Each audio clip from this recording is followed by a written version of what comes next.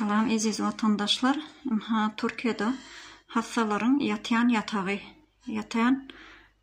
onların yatayan keselhanada yatayan kravatları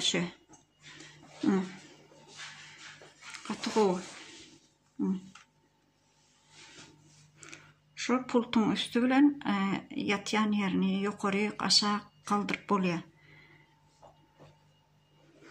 Bizde nähili demir kravatlarda yatmaly, prostein, padadyalnik, nemelerini günnek çalışyrlayan bilýolaryny öýüňden getirmeliler.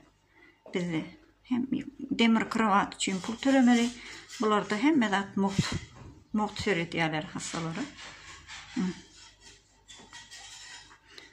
Şu aşağı yukarı kaldırıp bolýar, onun 3 wagtyna nahar. 3 wagtyna nahar berýärler.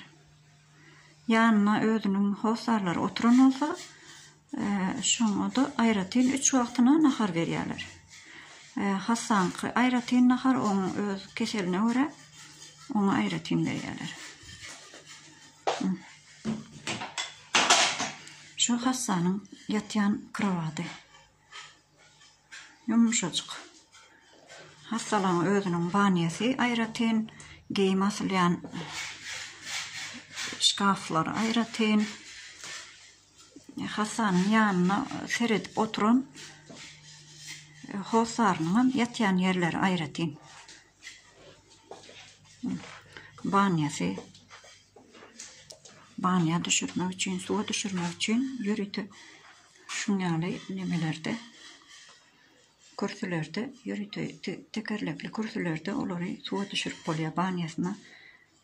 Hassa nähili agyr halda yatanan bolsa, olary suwa düşürip şeýtip seredýärler.